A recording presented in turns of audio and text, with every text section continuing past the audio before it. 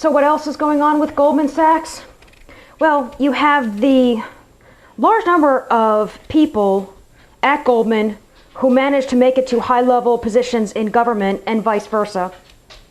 That's why it's called Government Sachs.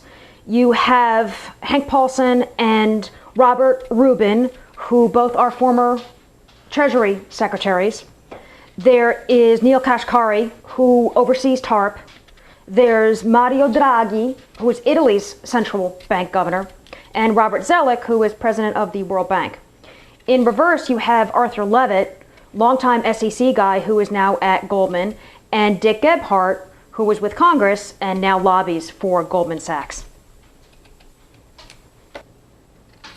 And then there's Stephen Friedman. And Friedman is on the board of Goldman Sachs, and he was on the board of the New York Fed, and he made $5.4 million in profit as a result of stock that he purchased initially after it was decided that the New York Fed would pay off AIG's counterparties, one of whom happened to be Goldman Sachs. I'm shocked. Friedman is no longer on the board of the Fed. Goldman also gives a lot of money to federal campaigns, and they have the honor of being on Open Secrets' top 10 list of political donors for federal campaigns 1999 to 2008. It's $31.6 million. And to give you some context, their neighbors on that list are AT&T, who's number one, 6 unions, and the Trial Lawyers Association. Credit default swaps.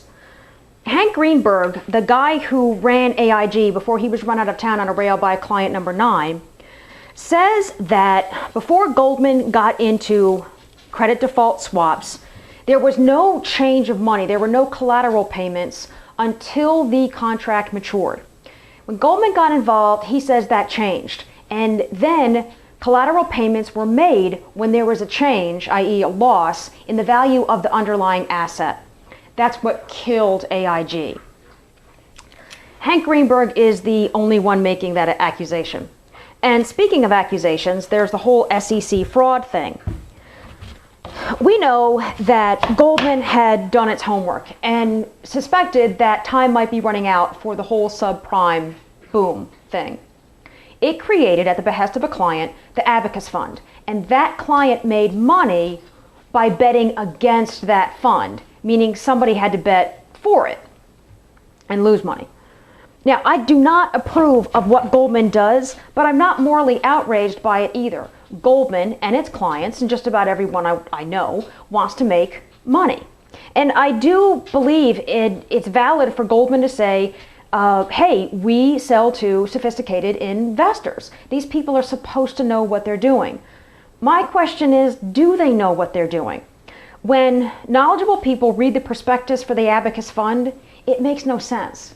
And how is the government supposed to regulate people, investors, who are determined to run with the herd, who are determined to be complacent and lazy and, yes, even stupid?